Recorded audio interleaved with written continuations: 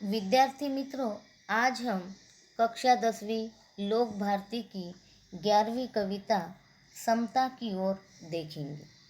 समता की ओर मतलब समानता की ओर।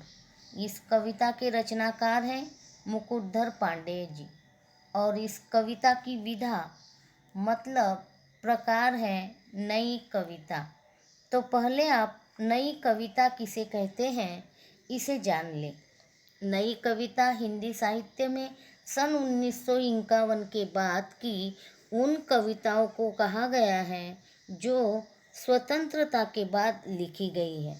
अर्थात हमारा देश जब स्वतंत्र हुआ उसके बाद लिखी गई कविता को नई कविता कहा जाता है। नई कविता की विशेषताएं हैं नए मूल्य, जिसमें मानव व समाज दोनों के अनुभूतियों का सच्चाई के साथ चित्रण किया गया है। जैसे यह समता की ओर कविता है हमारी, इसमें अमीरी व गरीबी का वास्तविक चित्रण किया गया है। तो यह है नई कविता। अब आप छायावादी कवि को भी संक्षिप्त में जान लें। छायावादी कवि उन्हें कहा जाने लगा जिन्होंने कविता में सरसता लाने के लिए, सरसता मतलब आनंद लाने के लिए प्रकृति को माध्यम बनाया। प्रकृति के माध्यम से मानवीय भावनाओं का चित्रण होने लगा। कविता कल्पना लोक में विचरण करने लगी, तो उन कवियों को छायावादी कवि माना जाने लगा। अब हम मुकुटधर पांडेय जी का संक्षिप्त परिचय देखेंगे। मुकुटधर पांडेय जी को छायावाद के अग्रदूत कहा जाता है। अग्रदूत मतलब सबसे पहले जानकारी देने वाले या सूचना देने वाले। मुकुटधर पांडेय जी का जन्म छत्तीसगढ़ राज्य के बिलासपुर जिले के एक छोटे से गांव बालपुर में 30 सितंबर 1895 ईस्वी में हुआ। उन्होंने 12 वर्ष की अल्पायु से ही लिखना शुरू कर दिया था।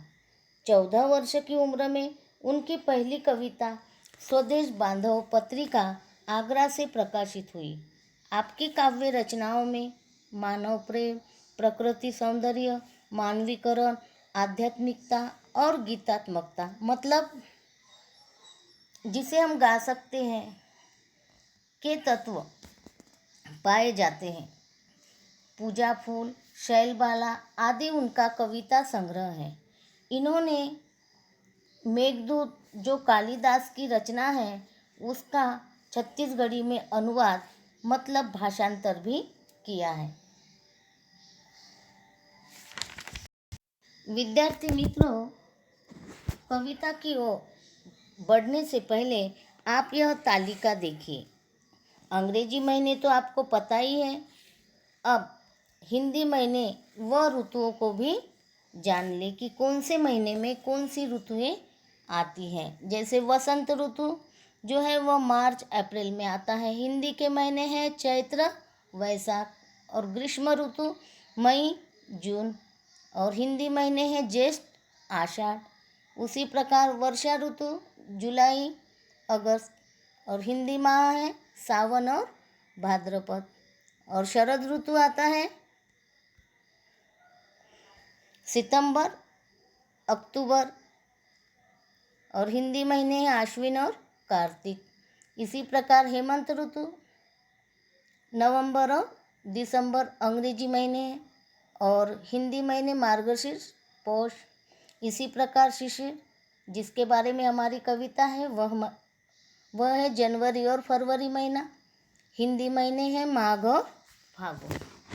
तो छात्रों, जब ठंड का मौसम आता है तो इस ठंड के मौसम में वातावरण इतना ठंडा होता है कि उससे पृथ्वी, वनस्पति, जितने भी इस धरती पर जीव जंतु हैं उन सभी पर इस ठंड का प्रभाव पड़ता है। शिशिर ऋतु जनवरी फरवरी में आती है। उस समय कड़ाके की ठंड पड़ती है। हमारे यहाँ इतनी ठंड नहीं पड़ती, परंतु जम्मू कश्मीर, हिमाचल प्रदेश, शिमला, नैनीताल इन अन्य जगहों पर अत्यधिक ठंड पड़ती है। तो इसका प्रभाव गरीबों व जानवरों पर पड़ता है। जो अमीर लोग होते हैं वे सुविधा संपन्न घरों में रहते हैं। उन लोगों को इस ठंड के वातावरण में खुशी महसूस होती है, उनके लिए यह मौसम आनंददायी होता है। परंतु कुछ लोग ऐसे भी होते हैं कि जिनके पास पर्याप्त सुख सुविधाएं नहीं होती हैं, तो वे गरीब लोग होते हैं, जिनके पास तन ढकने के लिए भी कपड़े नहीं होते। उनका जीवन कष्टदायी होता है। तो प्रस्तुत कविता के माध्यम से कवि ने अमीरी गरीबी के भेदभाव को मिटाकर समाज में समता अर्थात समानता स्थापित करने पर बल दिया है। आज हमारे समाज की दशा बहुत खराब है। चारों ओर असमानता दिखाई दे रही है। अमीरी गरीबी का भेदभाव दिखाई दे रहा है। कवि का संवेदनशील मन गरीबों की भलाई के बारे में सोचता है और उनके उद्धार हेतु आगे बढ़ने के लिए प्रेरणा देता है। तो चलिए अब हम कविता का सरल अर्थ देखेंगे।